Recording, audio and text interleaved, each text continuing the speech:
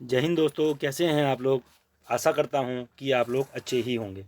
दोस्तों, आज की क्लास बहुत इम्पोर्टेंट होने वाली है क्योंकि आज हम डिस्कस करेंगे यूपी डीएलएड फर्स्ट सेमेस्टर की कंप्यूटर की क्लास। दोस्तों, कंप्यूटर की आज हम चैप्टर 1 यानी कि पार्ट 1 स्टार्ट करेंगे। दोस्तों, यह मेरी क्लास 2 है और क्लास 1 मैंने जिसमें कि मैंने सिलेबस के बारे में डिस्कस करा है, उसको प्लीज़ आप पहले देखिएगा, उसके बाद हम इस क्लास को डिस्कस करेंगे। तो दोस्तों देखिए, आज क्लास 2 में हम क्या डिस्कस करेंगे, कंप्यूटर का इतिहास के बारे में, यानी कि हिस्ट्री ऑफ कंप्यूटर। ठीक है दोस्तों। दोस्तों, क्लास को स्टार्ट करने से पहले मैं आपको बता देना चाहता हूं कि जो मेरा चैनल है उसका नाम है डीएलएड अड्डा। और दोस्तों, अगर आपने इसको अभी तक सब्सक्राइब नहीं किया है तो प्लीज़ सब्सक्राइब कर लीजिए। सब्सक्राइब करने से और नोटिफिकेशन बेल आइकन दबाने से ये फ़ायदा है कि आपको जो भी मैं लेक्चर डालूंगा उसकी नोटिफिकेशन प्राप्त हो जाएगी। दोस्तों, और अगर आपने मेरे चैनल को या इस लेक्चर को शेयर नहीं किया है तो प्लीज़ शेयर भी कर दीजिए, इससे आपके दोस्तों को भी जो मैं लेक्चर्स ले रहा हूँ उनका लाभ मिलेगा। ठीक है दोस्तों, तो आइए स्टार्ट करते हैं आज अपना लेक्चर।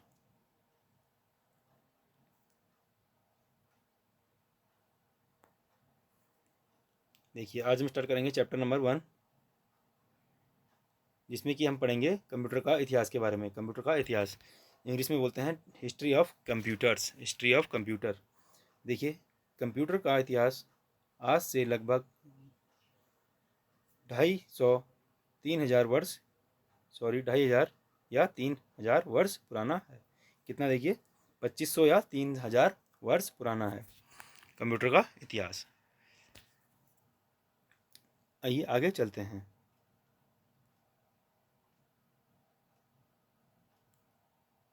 देखिए, सबसे पहला जो हमारा कंप्यूटर था वो क्या था, अबेकस। क्या था, अबेकस।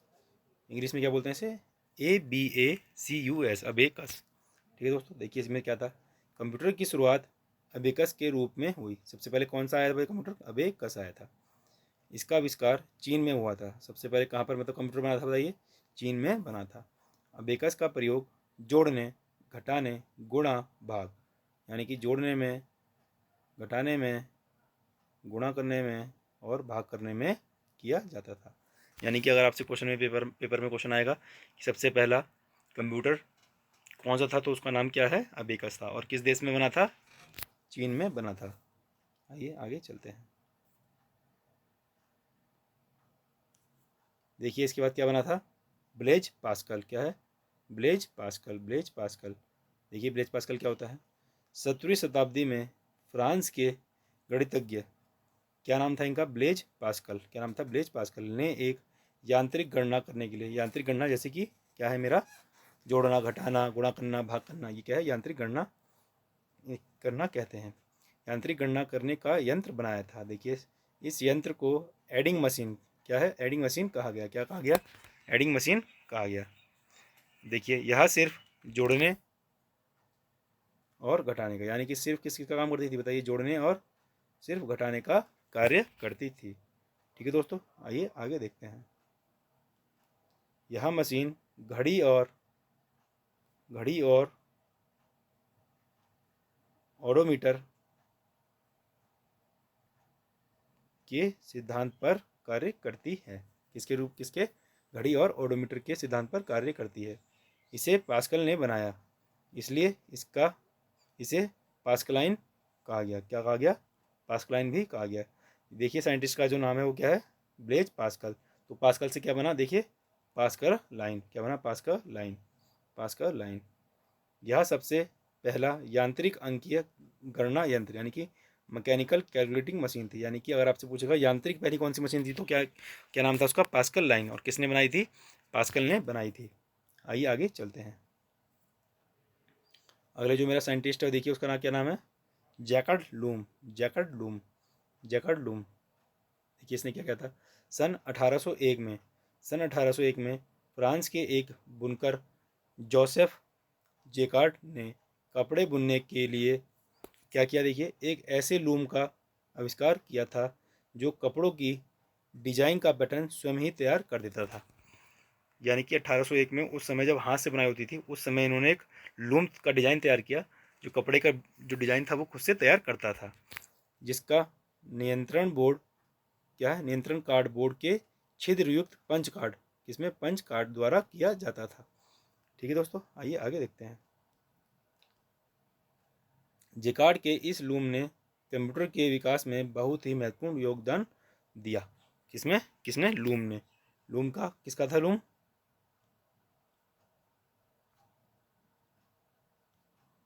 इसका जेकार्ड लूम, जेकार्ड लूम। ठीक है दोस्तों,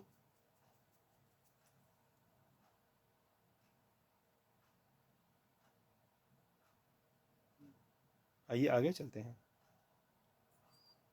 देखिए एक चीज़, इसको जो है ना, मेरा ये जेकार्ड जो लूम है ना, जेकार्ड साइंटिस्ट का नाम है, और लूम क्या है, उसका जो उसने लूम बनाया कपड़े बुनने के लिए, इसलिए इसे बोलते हैं जैकार्ड्स लूम, यानी जैकार्ड का लूम। आइए आगे चलते हैं, देखिए क्या है, वेरी इंपॉर्टेंट, टिक मार लीजिए, वेरी इंपॉर्टेंट, इंपॉर्टेंट क्या है, इम्पोर्टेंट है, क्या है, देखिए डिफरेंस इंजन, क्या है, difference engine, difference engine, English में बोलेंगे तो डिफरेंस इंजन। देखिए डिफरेंस इंजन क्या है, 19वीं शताब्दी के प्रारंभ में कैम्ब्रिज विश्वविद्यालय में, कैम्ब्रिज विश्वविद्यालय में, कैम्ब्रिज विश्वविद्यालय के गणित के प्रोफेसर, क्या नाम था उनका, Charles Babbage, Charles Babbage, Charles Babbage, इन्हें फादर ऑफ कंप्यूटर भी कहा जाता है, याद रखिएगा आप, चार्ल्स बेबेज को फादर ऑफ कंप्यूटर भी कहा जाता है, ने सन 1822 ईस्वी में पास्कलाइन से प्रेरणा लेकर, पास्कलाइन किसका था, पास्कल का था, उससे इन्होंने प्रेरणा ली और क्या बनाया, देखिए डिफरेंस इंजन बनाया, क्या बनाया, डिफरेंस इंजन बनाया नामक गणना करने वाली एक यांत्रिक मशीन विकसित की। किसने, चार्ल्स बेबेज ने। देखिए आगे क्या है, अब देखिए चार्ल्स बेबेज कौन थे, पहले हम उनके बारे में पढ़ेंगे। Charles Babbage, Charles Babbage, computer को बनाने की शुरुआत चार्ल्स बेबेज के द्वारा हो गई थी। उन्होंने 1822 में डिफरेंस इंजन, मैंने अभी आपको बताया क्या, डिफरेंस इंजन का आविष्कार किया, जिसे पहला प्रोग्रामेबल कंप्यूटर माना जाता है, यानी प्रोग्राम करने वाला कंप्यूटर माना जाता है। किसके, चार्ल्स बेबेज के डिफरेंस इंजन को, चार्ल्स बेबेज के डिफरेंस इंजन को। ठीक है दोस्तों, आइए आगे चलते हैं। देखिए क्या है, सन 1833 में चार्ल्स बेबेज ने डिफरेंस इंजन का विकसित रूप क्या बनाया, देखिए पहले क्या था, 1832 में क्या था, देखिए क्या था 1832 में, 22 में क्या था, डिफरेंस इंजन था, क्या था, डिफरेंस इंजन था 1822 में, 1822। ठीक है दोस्तों, देखिए 1822 में क्या था बताइए, डिफरेंस इंजन था, क्या था, डिफरेंस इंजन था। उसके बाद 1833 में, यानी कि 11 साल बाद, उन्होंने क्या बनाया, एनालिटिकल इंजन बनाया, एनालिटिकल इंजन का आविष्कार किया। यह एक शक्तिशाली और जनरल पर्पस कंप्यूटर था, क्या था, शक्तिशाली और जनरल पर्पस कंप्यूटर था। चलिए आगे देखते हैं। चार्ल्स बेबेज का एनालिटिकल इंजन, जो अभी आपने पढ़ा इंजन, जो उन्होंने डिफरेंस इंजन के बाद बनाया, आधुनिक कंप्यूटर का आधार बना। किसका, आधुनिक कंप्यूटर, जो इस समय हम कंप्यूटर यूज़ कर रहे हैं, जैसे कि लैपटॉप हो गया, जैसे कि पीसी, पर्सनल कंप्यूटर हो गया, इन सब का क्या बना, आधार बना। और इसी वजह से चार्ल्स बेबेज को कंप्यूटर का जनक, मैंने आपको बताया था ना, क्या, कंप्यूटर का जनक, कंप्यूटर का जनक किसे कहा गया, चार्ल्स बेबेज को कहा गया, यानी फादर ऑफ द कंप्यूटर इन्हें कहा गया, किसको, चार्ल्स बेबेज को। इसलिए अगर पेपर में क्वेश्चन आता है कंप्यूटर का जनक या फादर ऑफ कंप्यूटर कौन है, तो क्या नाम है हमारा, चार्ल्स बेबेज है, चार्ल्स बेबेज है। चलिए आगे चलते हैं। अब हम कुछ कंप्यूटर की हमारी पीढ़ियाँ हैं, उनको हम डिस्कस करेंगे। उससे पहले हम ये जान लेते हैं कि कंप्यूटर के अंदर क्या क्या पार्ट्स होते हैं। देखिए,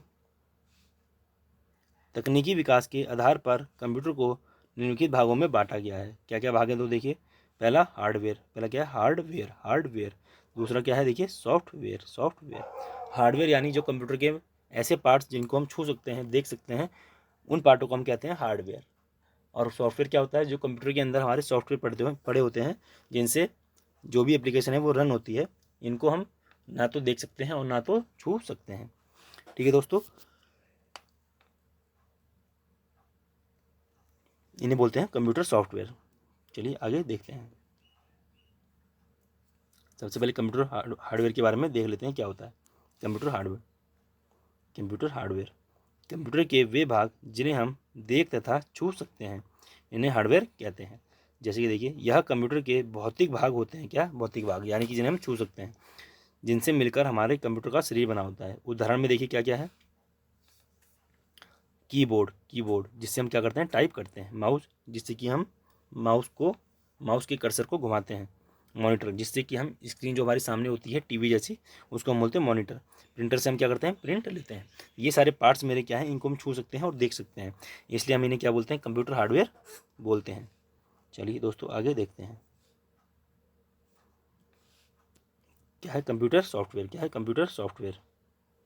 देखिए क्या है computer software. Computer software, software निर्देशों तथा प्रोग्राम्स का वह समूह है जो कंप्यूटर को किसी कार्य विशेष को पूरा करने का निर्देश देता है। यानी कि ये क्या करता है, ये एक ऐसा सॉफ्टवेयर है, ऐसी एप्लीकेशन है जो कंप्यूटर को कुछ निर्देश देता है, जिससे कि कंप्यूटर अपना कुछ कार्य पूरा कर सकता है। यह यूजर को कंप्यूटर पर काम करने की क्षमता प्रदान करता है। क्या करता है?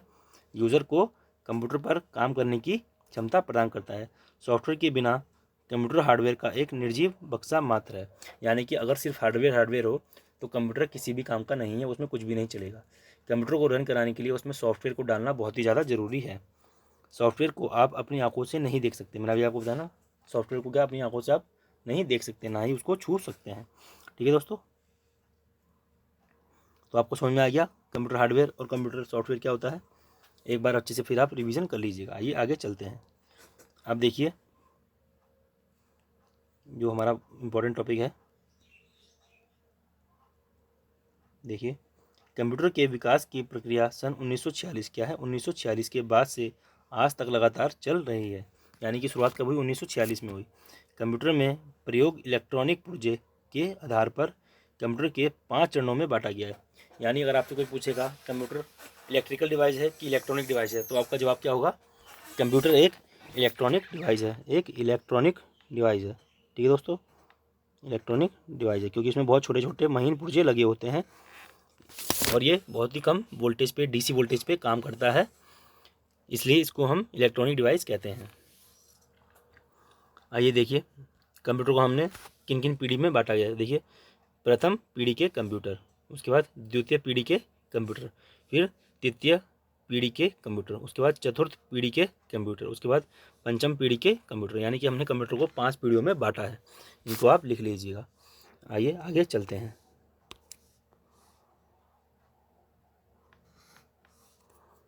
देखिए प्रथम पीढ़ी के कंप्यूटर यानी कि फर्स्ट जनरेशन ऑफ कंप्यूटर कब से कब तक चली, देखिए कब से कब तक चली बताइए, 1940 से 1956, यानी कि 16 साल, 1940 से लेकर 1956 तक हमारी प्रथम पीढ़ी के कंप्यूटर क्या है, बनाए गए। देखिए पहली पीढ़ी के कंप्यूटर में वैक्यूम ट्यूब क्या थी बताइए, vacuum tube, vacuum tube very important question paper में पूछता है कि प्रथम पीढ़ी के कंप्यूटर में क्या लगा होता है, क्या लगा होता है, वैक्यूम ट्यूब या थर्मियोनिक वेल्व प्रयुक्त किए जाते थे। ये कंप्यूटर बहुत बड़े आकार के होते थे। क्या होते थे, बहुत बड़े आकार के होते थे। देखिए इनके कुछ एग्जाम्पल लिखे हैं, इनको आप देख लीजिए। क्या है, इनायक, क्या है इनायक, इसकी फुल फॉर्म क्या है, देखिए electronic numerical integrator and computer, electronic numerical integrator and computer. दूसरा मेरा क्या है, देखिए क्या है, एडवैक, क्या है EDVAC, electronic discrete variable automatic computer, electronic discrete variable automatic computer. अगला है EDSAC, electronic delay storage automatic calculator. दोस्तों इनकी आप फुल फॉर्म को याद कर लीजिएगा। इसमें क्या है, देखिए अगला, इसमें मशीनी भाषा 0 और 1, क्या है, मशीन की भाषा 0 और 1 की भाषा है। मशीनी भाषा कैसी है, 0 और 1 की भाषा, यानी कि डिजिटल भाषा है। क्या है, डिजिटल भाषा है। ठीक है दोस्तों, के समूह का प्रयोग किया जाता है। ठीक है दोस्तों, यानी आपसे पूछा कंप्यूटर में कौन क्या भाषा प्रयुक्त होती है, कंप्यूटर किस भाषा में समझता है, तो 0 और 1 की भाषा में समझता है। देखिए दोस्तों इसके गुण और दोष इसके हम देख लेते हैं। तो देखिए इसके गुण क्या है, वैक्यूम ट्यूब्स उस समय उपलब्ध अकेले इलेक्ट्रॉनिक कंपोनेंट थे। तो वैक्यूम ट्यूब उस समय उपलब्ध थे तो उन्हीं को हमने इसमें यूज़ कर लिया, तो उसका क्या है, गुण है। यह उस समय क्या तीव्र गणना करने वाला क्या था, कंप्यूटर था। यानी उस समय सबसे ज़्यादा तेज गणना करने वाले क्या थे, कंप्यूटर थे। ये इनका गुण है। इनका दोष देखिए क्या है, यह आकार में बहुत बड़े होते थे। आकार में बहुत बड़े होते थे, यह महंगे थे और हजारों वैक्यूम ट्यूब्स नियमित रूप से बड़ी मात्रा में गर्मी पैदा करते थे।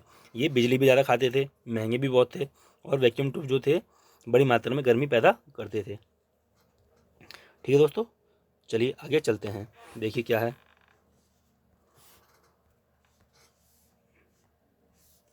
देखिए अगला क्या है, दूसरा क्या है, द्वितीय पीढ़ी के कंप्यूटर। द्वितीय पीढ़ी के कंप्यूटर यानी कि second generation of computers. Second generation of computer ये कब से कब तक चला, देखिए 1956 से 1963 तक। 1956 से लेकर 1963 तक, यानी लगभग 7 साल के आसपास ये चला। इसमें देखिए हमारे क्या लगाएगा, वेरी इंपॉर्टेंट, वेरी इंपॉर्टेंट। ठीक है दोस्तों, क्या लगा इसमें, देखिए ट्रांजिस्टर्स, क्या लगाएगा, ट्रांजिस्टर। प्रथम पीढ़ी में क्या लगाए गए थे, वैक्यूम ट्यूब्स, इसमें ट्रांजिस्टर लगाए गए थे, ने वैक्यूम ट्यूब्स का स्थान ले लिया, का स्थान ले लिया। ठीक है दोस्तों, ये वैक्यूम ट्यूब्स की क्या है, देखिए ये वैक्यूम ट्यूब्स की अपेक्षा बहुत छोटे होते हैं, बहुत छोटे होते हैं, इनकी अपेक्षा, वैक्यूम ट्यूब्स की अपेक्षा बहुत छोटे होते हैं, और काम करने की गति इनकी क्या होती है, अधिक होती है। काम करने की गति क्या होती है, अधिक होती है। द्वितीय पीढ़ी के कंप्यूटर में सेंट्रल प्रोसेसिंग यूनिट यानी कि क्या लगा हुआ है, देखिए यानी कि सीपीयू लगा हुआ है। किसमें, द्वितीय पीढ़ी के कंप्यूटर में क्या लगा हुआ है, सीपीयू। और देखिए क्या होता है, स्मृति के लिए क्या लगी होती है, मेमोरी लगी होती है। प्रोग्राम की भाषा की अवधारणा विकसित की गई, और इसमें क्या किया गया, प्रोग्राम करने की अवधारणा को विकसित किया गया। किसमें, द्वितीय श्रेणी की, द्वितीय पीढ़ी के कंप्यूटरों में। इसमें क्या लगा है हमारे, क्या लगा है इसमें हमारे, ट्रांजिस्टर लगे होते हैं। आइए आगे चलते हैं।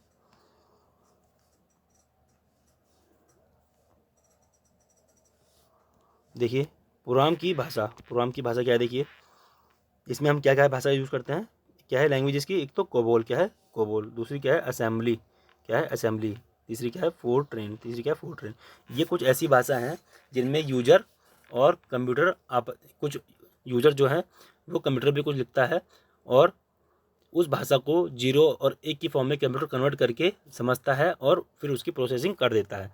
ठीक है दोस्तों, इनका उदाहरण देखिए क्या क्या है कंप्यूटर की, IBM 1401, IBM 1401, IBM 1620, IBM 1620, CDC और क्या है 3600, 3600, 3600। ठीक है दोस्तों, ये इनकी क्या हो गया, कुछ उदाहरण हो गए। आइए इनका गुण देखते हैं क्या है। पहली पीढ़ी के आकार में छोटे, पहली पीढ़ी से आकार में क्या है, छोटे होते थे। पहली पीढ़ी जो थे उससे आकार में ये छोटे होते थे, कम गर्मी पैदा करते थे, कम गर्मी पैदा करते थे। इनका दोष क्या है, देखिए उत्पादन महंगा व जटिल था, यानी कि बहुत महंगा सेटअप बैठता था और बिजली बहुत ज़्यादा खाते थे, और इसका क्या था, इसको बनाना भी जटिल था। ठीक है दोस्तों, तो ये हमारा हो गया।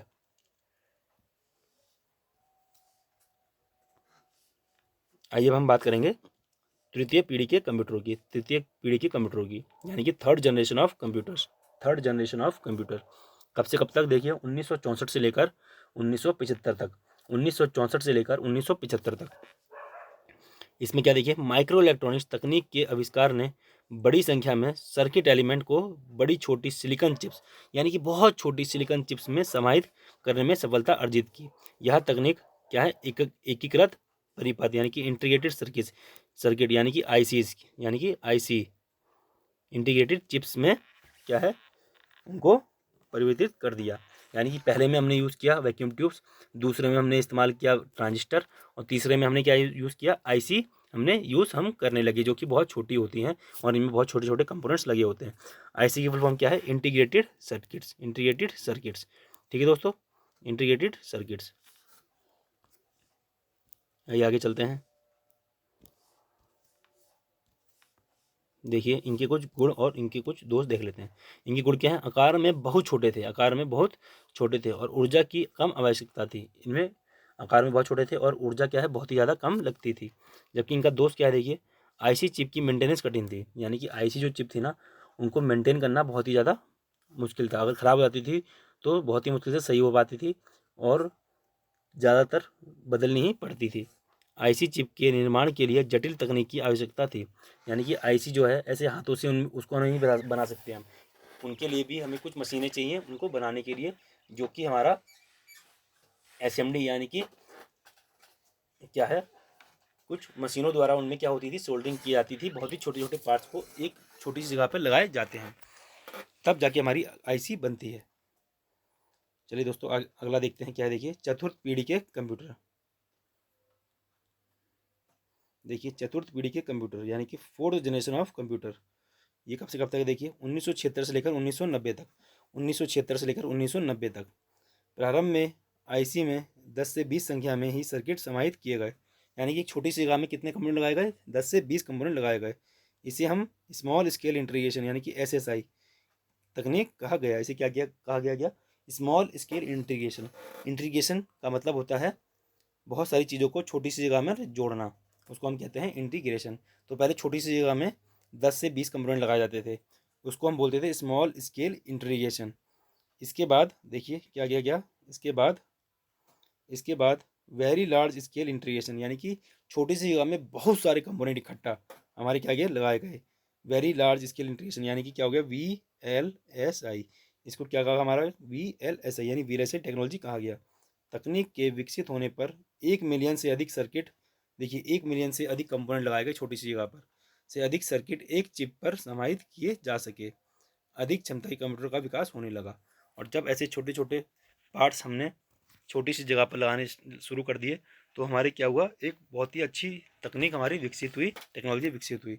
इनके उदाहरण देखिए क्या क्या है। IBM 4341, IBM 4341, DEC 10, star 1000, star 1000 बोल सकते हैं आपसे। ठीक है दोस्तों। अब देखिए दोस्तों इनके कुछ गुण हैं और कुछ इनके दोष हैं, उनको हम देख लेते हैं। देखिए इनके गुण क्या हैं।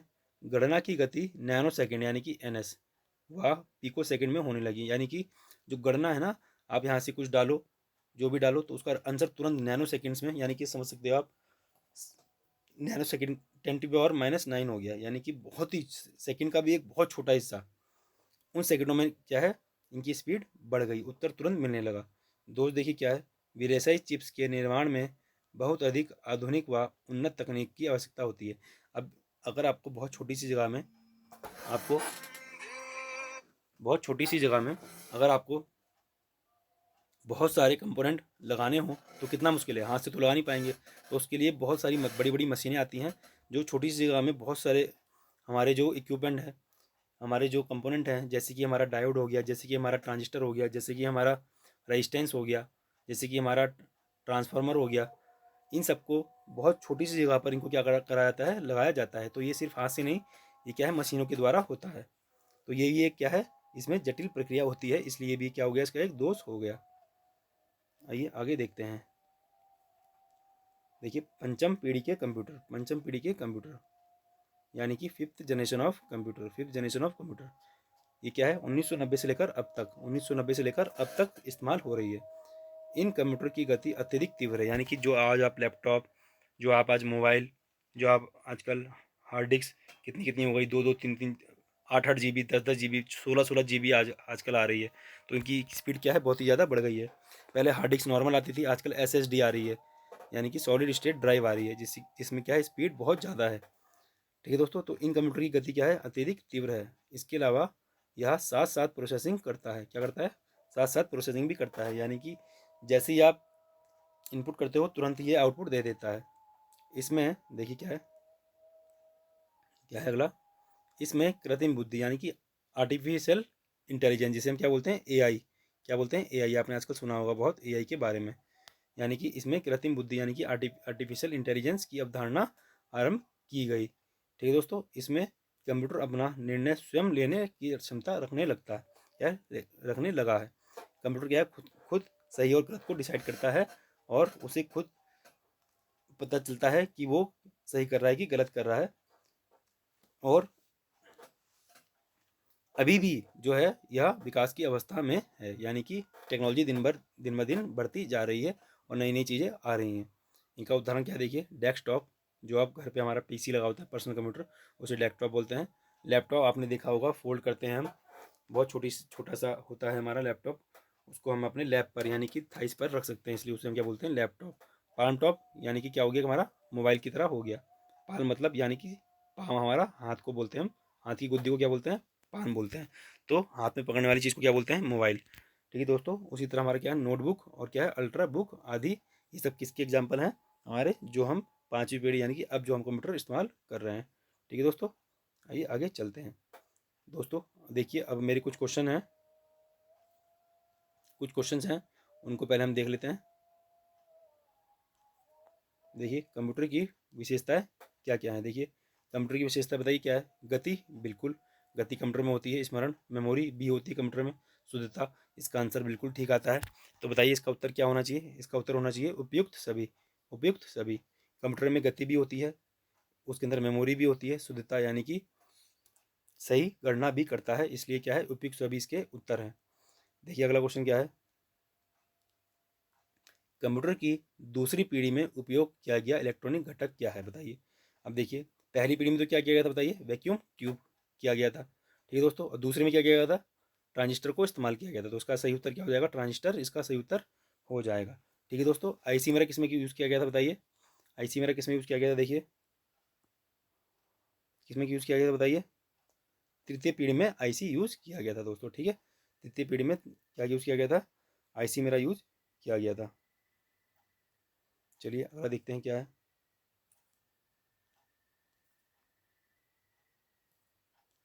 देखिए क्या बोल रहा है अगला क्वेश्चन, चार्ल्स बेबेज के प्रथम मैकेनिकल कंप्यूटर को जाना जाता है, यानी कि चार्ल्स बेबेज का जो पहला प्रथम मैकेनिकल कंप्यूटर था उसका बताइए क्या नाम था।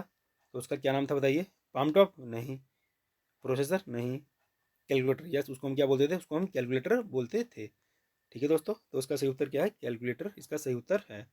आइए अगला क्वेश्चन देखते हैं, कंप्यूटर का वर्गीकरण आधारित है। कंप्यूटर का वर्गीकरण आधारित है किस पे, देखिए क्या, विकास पर, बिल्कुल विकास पर, अभी हमने पढ़ा। प्रथम पीढ़ी, द्वितीय पीढ़ी, तृतीय पीढ़ी क्या है, विकास पर वर्गीकरण क्या है, आधारित है। सॉफ्टवेयर, तो जैसे जैसे अलग अलग सॉफ्टवेयर हैं उसी के हिसाब से हम कंप्यूटर को भी वर्गीकृत कर सकते हैं।